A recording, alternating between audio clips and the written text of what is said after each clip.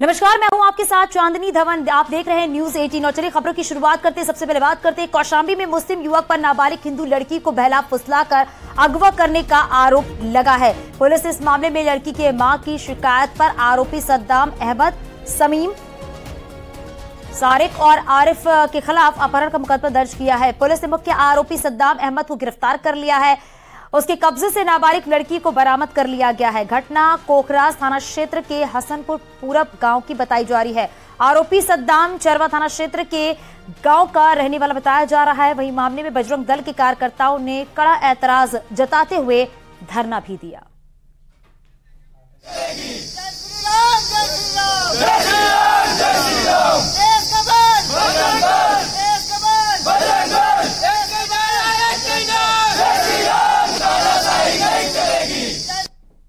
एक लड़के के साथ गई थी, दोनों की बरामदगी हो गई है। लड़की का मेडिकल कराया जा रहा है और उसके बाद जो उनका बयान होगा उसके आधार पर जो कार्रवाई होगी। बजरंग दल के लोग हंगामा किए, बोल रहे हैं किशोरी नाबालिग है। हाँ, किशोरी नाबालिग है। थाने पे कुछ लोग गए थे, ये कोई हंगामे जैसी बात नहीं थी।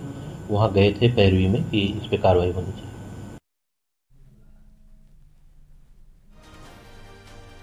लखीमपुर खीरी में थारू जनजाति के लोगों के धर्मांतरण से जुड़ा मामला सामने आया है। ईसाई मिशनरियों द्वारा धर्म परिवर्तन का वीडियो वायरल हो रहा है। वायरल वीडियो होने के बाद संघ समाज और हिंदूवादी नेताओं में भारी आक्रोश भी देखने को मिला। वायरल वीडियो संपूर्णा नगर थाना इलाके के कृष्णनगर का बताया जा रहा है। वीडियो में प्रेम बहादुर राणा नाम का एक ईसाई पादरी थारू समाज के लोगों को ईसाई धर्म अपनाने के लिए प्रेरित करता हुआ दिख रहा है। आरोप है कि पादरी ने इंडो नेपाल बॉर्डर के इलाके में बड़ी तादाद में थारू और निषाद समाज के लोगों का धर्मांतरण कराया है। वीडियो वायरल होने के बाद संत समाज और हिंदू संगठनों में भारी आक्रोश है। कोई समस्या में है, बीमारी में है, मैं प्रार्थना करता हूँ सारे बंधनों को मैं यीशु के लहू से मैं नष्ट करता हूँ। कहीं शादी का लालच है, कहीं मकान का लालच है, कहीं पैसे का लालच है, ऐसा देकर के धर्म परिवर्तन कराते हैं। तो ऐसा मेरा सरकार से निवेदन है कि इनके लिए जो ऐसा गलत फहमी फैलाते हैं, इनकी रोक लगाई जाए और इनको कड़ी कार्रवाई करके इनको जेल कारागार में डाला जाए। इसमें एक व्यक्ति लोगों को ईसाई धर्म से जोड़ने के लिए उनको प्रेरित कर रहा है। ये चिंताजनक है और सीमावर्ती क्षेत्र पर तमाम सरकारी एजेंसियां होने के बाद में भी अगर इस तरीके के कृत्य हो रहे हैं तो इनको लेकर के हम सभी लोगों को गंभीर होना चाहिए। हमारे सनातन धर्म को कमजोर करने का काम ईसाई मशीनरी के साथ साथ में तमाम और धर्मांतरण करने वाले लोग ऐसे लगे हुए हैं।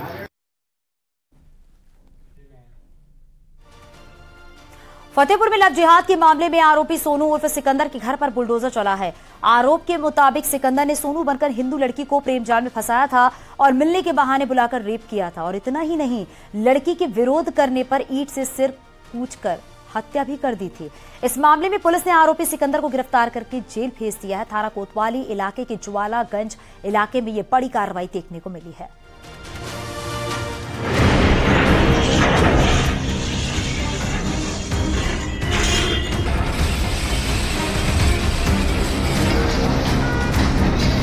सरकार भी निर्णय ले रही है कि हम लव जिहाद को सख्ती से रोकने का कार्य करें।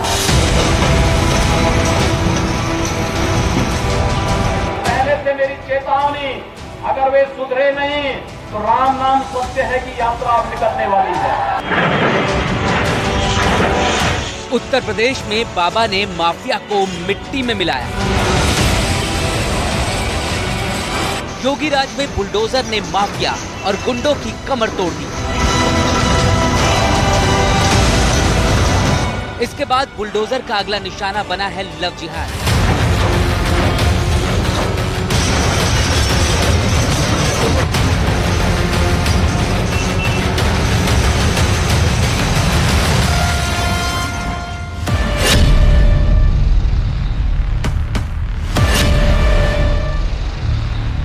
हिंदू बेटियों पर बुरी नजर रखने वाले लव जिहाद के शैतानों को योगीराज में रौंदा जा रहा है।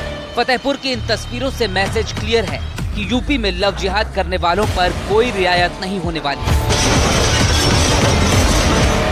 यूपी के फतेहपुर में 5 दिन पहले हिंदू लड़की को लव जिहाद के जाल में फंसाकर उसकी हत्या के आरोपी के घर पर बुलडोजर चला दिया गया है।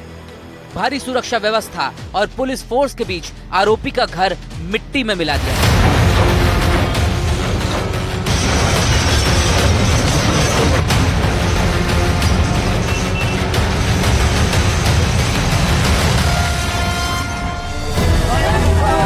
फतेहपुर में 5 दिन पहले एक हिंदू लड़की शादी समारोह में गई। इसी दौरान गेस्ट हाउस से वो अचानक गायब हो गई। आरोप है कि सिकंदर ने हिंदू लड़की को अगवा कर उसके साथ रेप किया। सिकंदर ने रेप के बाद ईंट से लड़की पर कई बार हमला किया और फरार हो गया। परिवार वालों की शिकायत पर पुलिस ने तलाश तेज की और अगले दिन ये लड़की गंभीर हालत में मिली, लेकिन कानपुर में इलाज के दौरान पीड़िता ने दम तोड़ दिया। अभियुक्त को तत्काल अरेस्ट कर लिया गया था, उसे जेल भेजा गया था 376 आईपीसी में, 307 आईपीसी में। आज ज्ञात हुआ कि लड़की की डेथ हो गई है। इसमें 302 धारा की बढ़ोतरी की जा रही है।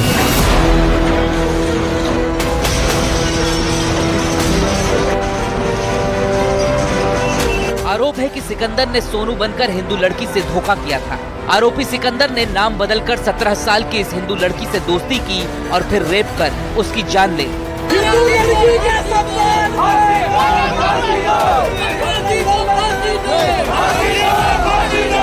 वारदात के बाद स्थानीय लोगों में जबरदस्त गुस्सा था। हिंदू संगठनों का आरोप है कि पुलिस ने सिर्फ एक आरोपी को ही गिरफ्तार किया है, जबकि इस मामले में 4 आरोपी बताए जा रहे हैं। हिंदू संगठनों की मांग है कि बुलडोजर एक्शन सिर्फ सिकंदर के घर पर नहीं, बाकी 3 आरोपियों के घर पर भी होना चाहिए। एक जन का काम नहीं है ना, हम इसलिए कह रहे हैं। हमारी मांगे पूरी करो, हमारी मांगे पूरी करो। यूपी में लव जिहादियों का खेल खत्म करने के लिए ही योगी सरकार ने नवंबर 2020 को धर्मांतरण कानून लागू किया था। इस कानून के लागू होते ही लव जिहाद के मामलों पर योगी स्ट्राइक हो रही है। यूपी सरकार के आंकड़ों के मुताबिक प्रदेश में 2021 से 30 अप्रैल 2023 तक अवैध धर्मांतरण के 427 केस दर्ज किए गए हैं। धर्मांतरण कानून के तहत अब तक प्रदेश में 833 से ज्यादा गिरफ्तारियां हो चुकी हैं। वहीं 185 मामलों में पीड़ित ने कोर्ट के सामने जबरदस्ती धर्म परिवर्तन की बात कबूली है।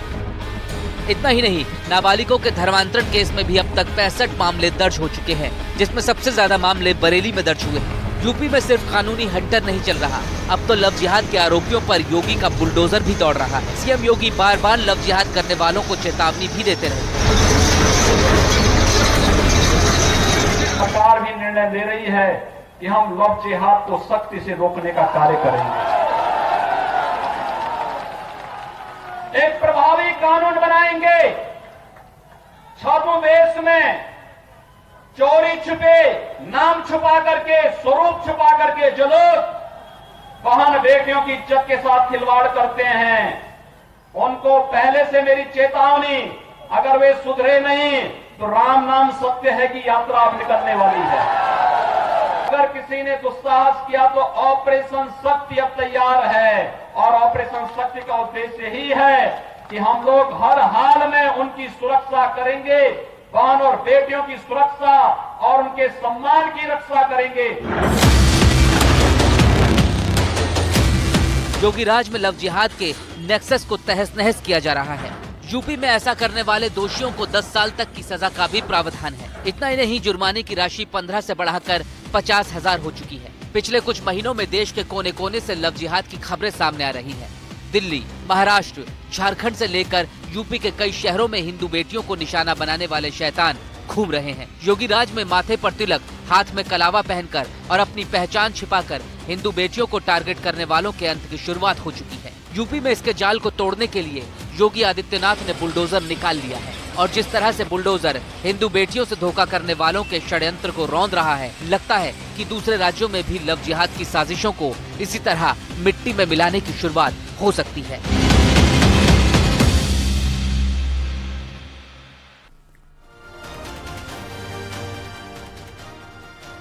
बांदा जेल में बंद बाहुबली मुख्तार अंसारी को एक के बाद एक लगातार झटके लग रहे हैं। बाराबंकी कोर्ट ने मुख्तार अंसारी और बाकी 7 आरोपियों की रिवीजन याचिका खारिज कर दी है।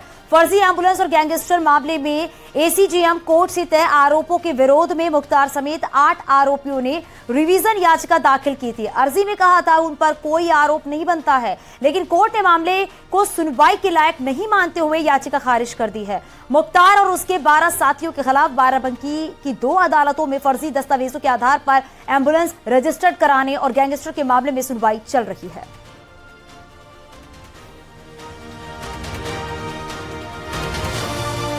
सहित 8 लोगों ने रिवीजन याचिका आरोप बनाए जाने के खिलाफ सत्र न्यायाधीश महोदय ने वहां किया कि वहां सुनवाई हुई और कल आदेश यह हुआ कि पुनरीक्षण याचिका को खारिज कर दिया।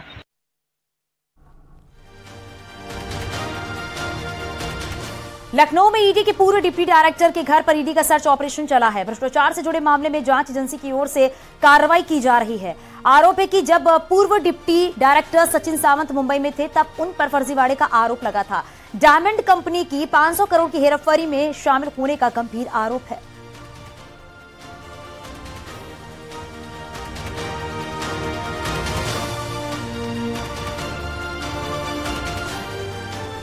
दो 2008 बैच के आईआरएस ऑफिसर और फिलहाल लखनऊ में कस्टम्स और जीएसटी के एडिशनल कमिश्नर सचिन सावंत को ईडी मुंबई यूनिट ने राजधानी लखनऊ की इसी आलीशान सोसाइटी से गिरफ्तार किया है।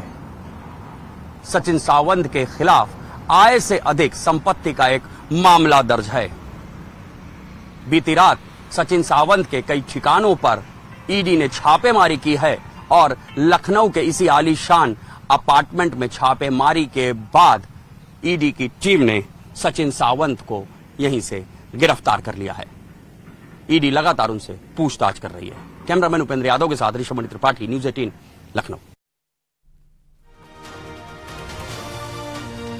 आगरा में आबकारी विभाग और कीरावाली पुलिस ने शराब सिंडिकेट के खिलाफ संयुक्त अभियान चलाया है। इस दौरान पुलिस ने भारी मात्रा में अवैध शराब बरामद की है। कीरावाली इलाके में पुलिस ने अवैध शराब की फैक्ट्री पकड़ी है। इसके साथ ही 2 आरोपियों को मौके से गिरफ्तार किया गया है। ढाबे की आड़ में अवैध शराब की फैक्ट्री चल रही थी। तो अवैध शराब की फैक्ट्री पर कार्रवाई देखने को मिली है। भारी मात्रा में नकली शराब बरामद कर लिया गया है। बड़ी कार्रवाई देखने को मिली है। थाना किरावली पुलिस की संयुक्त कार्रवाई आगरा में देखने को मिली है। दोनों ने साथ में मिलकर एक अवैध शराब की फैक्ट्री का भांडाफोड़ किया है। ये फैक्ट्री एक ढाबे के अंदर संचालित हो रही थी, जिससे कि लोगों को पता ना चले ये ढाबा है, लेकिन ढाबे के पीछे की तरफ अवैध शराब की फैक्ट्री चल रही थी। सूचना पर आबकारी विभाग की टीम के साथ ही थाना किरावली पुलिस मौके पर पहुंची और छापामार कार्रवाई को अंजाम दिया है। पुलिस ने मौके पर से अवैध शराब का जखीरा बरामद किया है। खाली बोतल हो या QR कोड हो, पुलिस ने मौके से बरामद किए हैं। हालांकि बताया ये जा रहा है जो शराब माफिया हैं जो इस फैक्ट्री को संचालित कर रहे थे वो इससे पहले भी जेल जा चुके हैं और कई मुकदमे दर्ज हैं। फिलहाल अब इन सभी शराब की फैक्ट्री में काम करने वाले लोगों को और शराब की फैक्ट्री के मालिक को गिरफ्तार कर लिया है और उनको जेल भेज दिया है। कामिर कुरैशी, न्यूज़ 18 आगरा। गोरखपुर में सॉल्वर गिरोह के 2 सदस्यों को गिरफ्तार कर लिया गया है। पुलिस और एसटीएफ ने ज्वाइंट ऑपरेशन के दौरान ये गिरफ्तारी की है।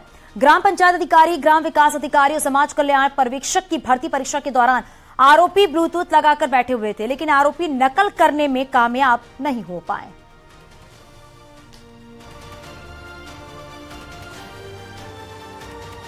विलेज डेवलपमेंट ऑफिसर वीडियो की जो परीक्षा चल रही है उस परीक्षा में बाहर से पेपर सॉल्व करवाने की जो एक साजिश थी उसका भंडाफोड़ किया, जिसमें 2 व्यक्तियों के पास से ब्लूटूथ डिवाइसेस उनके कान में डाले हुए थे, उनको पकड़ा गया और बरामद किए गए हैं। औरैया में 8 साल की मासूम की रेप के बाद हत्या के मामले में कोर्ट ने दोषी को 3 महीने के भीतर ही सजा सुनाई है। विशेष न्यायाधीश पॉस्को एक्ट मनराज ने दोषी गौतम सिंह को फांसी की सजा सुनाई है। 3 महीने पहले 8 साल की मासूम की दुष्कर्म के बाद हत्या कर दी गई थी। 24 मार्च को थाना आयाना में दुष्कर्म के बाद हत्या का मुकदमा भी दर्ज कराया गया था। कोर्ट ने मामले की सुनवाई करते हुए पॉक्सो एक्ट के तहत महज 3 महीने में दोषी को फांसी की सजा सुनाई है। वहीं इस मामले में एडीजी जोन कानपुर ने सजा कराने वाली पुलिस टीम को 25,000 रुपए का इनाम भी दिया है।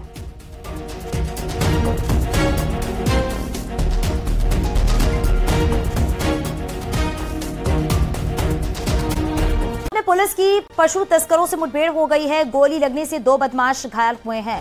दोनों का अस्पताल में इलाज चल रहा है। मुठभेड़ नगला खंगार थाना इलाके में बुढ़ा लखनऊ एक्सप्रेस वे अंडरपास हुई है। बदमाशों के पास से बाइक और अवैध हथियार बरामद हुए हैं। घायल बदमाशों की शिनाख्त आशीष और अखिलेश के तौर पर हुई है। आरोप है कि दोनों पशु तस्कर नगला गिरधारी में पशु चोरी के लिए रेकी कर रहे थे। दोनों के खिलाफ पहले से ही कई मुकदमे दर्ज है।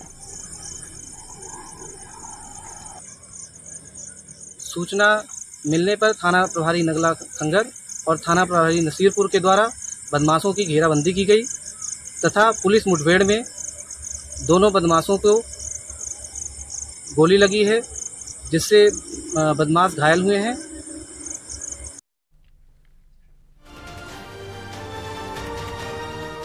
अमरोहा में पुलिस की गौ तस्करों से मुठभेड़ हुई है। पैर में गोली लगने से शातिर गौ तस्कर फहीम उर्फ अट्टा घायल हुआ है। घायल गौ तस्कर का जिला अस्पताल में इलाज चल रहा है। मुठभेड़ डिडौली कोतवाली इलाके के सिबोरा गांव के जंगल में हुई है। आरोपियों के खिलाफ गजरौला थाने से गैंगस्टर की कार्रवाई की जा चुकी है। आरोपी के कब्जे से एक बाइक और एक अवैध तमंचा भी बरामद किया गया है। थाना डिडौली क्षेत्र में डिडौली के प्रभारी निरीक्षक जब सिबोरा रोड पर गश्त व चेकिंग पर थे, उसी दौरान एक व्यक्ति उनके सामने मोटरसाइकिल से आता हुआ दिखाई दिया। उसको जब रोकने का प्रयास किया गया तो वह सिबोरा रोड से नीली खेड़ी रोड पर भागा। उसका पीछा करने पर वह व्यक्ति मोटरसाइकिल छोड़कर खेतों की तरफ भागा तथा उसके द्वारा पुलिस पार्टी पर जानलेवा हमला किया गया और जान से मारने की नीयत से फायर किया। पुलिस द्वारा भी आत्मरक्षार्थ 2 फायर किए गए, जिसमें एक फायर उस व्यक्ति के पैर पर लगा। उस व्यक्ति के घायल होने के उपरांत उसको तत्काल उपचार हेतु अस्पताल रवाना किया गया। आगे भी खबरें जारी है, यहां रुकेंगे छोटे से ब्रेक के लिए। आप